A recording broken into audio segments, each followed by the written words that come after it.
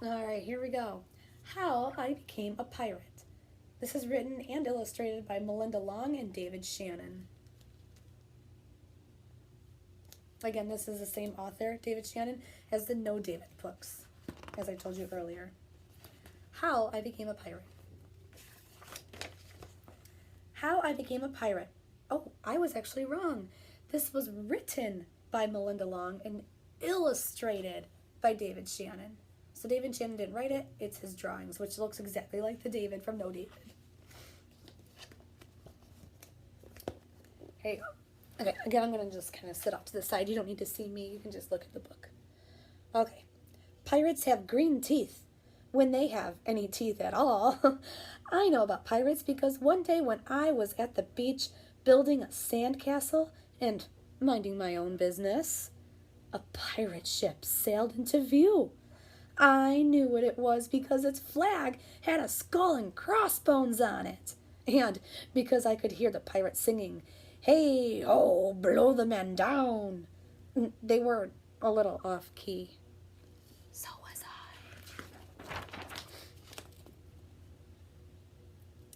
I. I tried to tell Dad, but he was busy setting up the beach umbrella.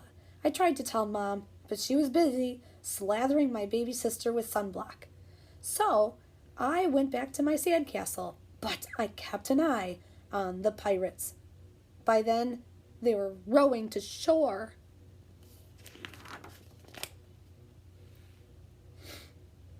When they landed, the head pirate climbed out of the boat and yelled, "Ahoy there, matey! Be this the Spanish Main?" "No," I said. "This is North Beach." "Shiver me timbers!" the pirate said. "We must have taken a wrong turn at Bora Bora."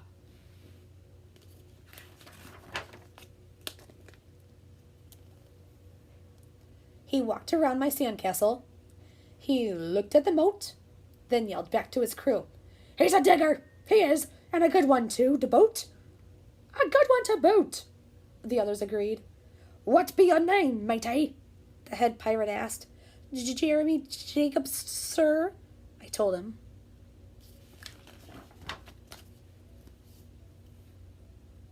Well, Jeremy Jacob," he said, "you're looking at Braid Beard and his crew.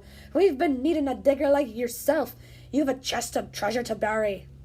"Aye, treasure!" the others shouted.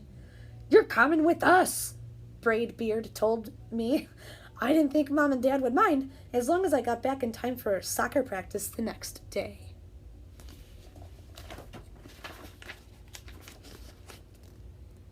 Look at that, our illustration.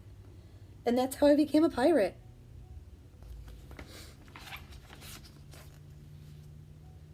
As soon as we were on board, Braid Beard showed me the chest of gold and jewels. "Got to find a safe place for this here treasure. It's high time we were off," he announced. "We're off!"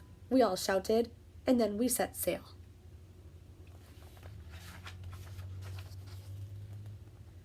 There was plenty to do on board. The pirates taught me to sing sea chanties, the louder the better, and to say real pirate stuff like "landlubber" and "scurvy dog." By dinner time, I could speak pirate perfectly. I also learned pirate manners. Braid Beard pounded his fist on the table and yelled, "Down the hatch, me laddies! Down the hatch!" we all shouted. Braid Beard gulped his food and said, "Hand over the meat! The meat!" we all roared. Nobody told us to finish our spinach. There wasn't any. Or to chew up our carrots. There weren't allowed on board. We talked with our mouths full, and nobody said please or thank you.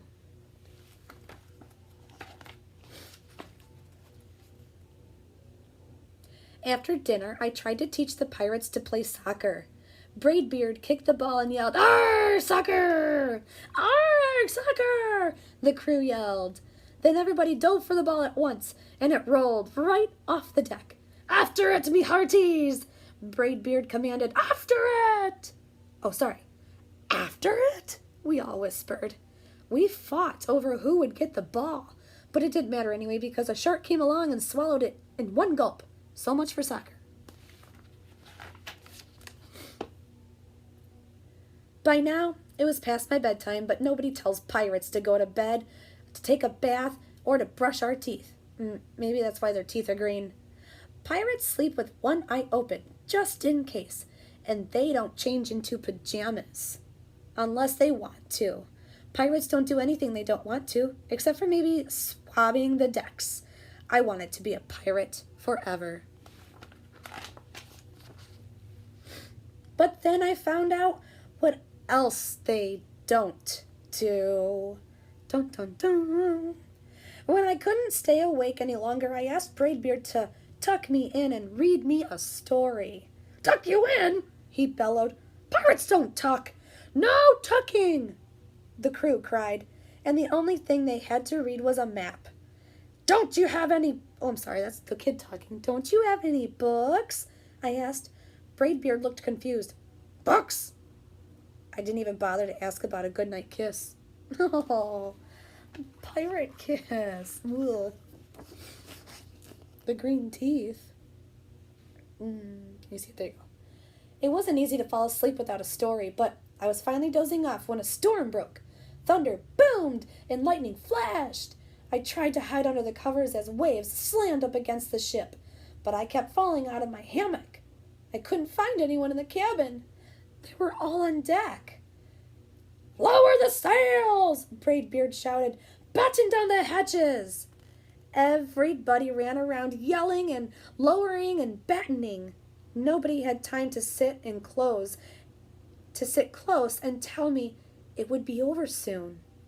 Nobody even noticed me. I decided that I didn't want to be a pirate after all. Oh, I feel sad for him. Just then, flash, crash, crack! Lightning hit the mast and split right down the middle. What do we do now? Cried one of the pirates. We'll have to turn back, called another. But the treasure, hollered Braidbeard. Where will we bury the treasure? I stepped forward. Maybe I can help, I shouted over the wind. I think I know the perfect digging spot.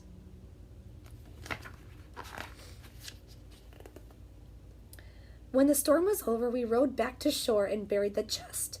We drew a map so we could find the treasure again, but I don't think I'll need it.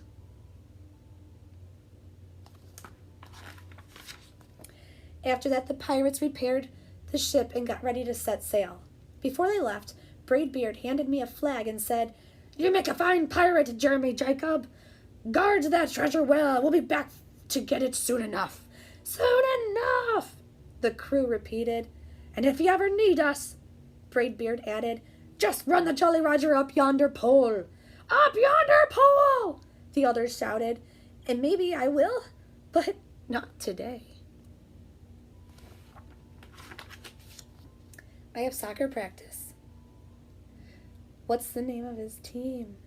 Can you read and figure out what the rest of his shirt says?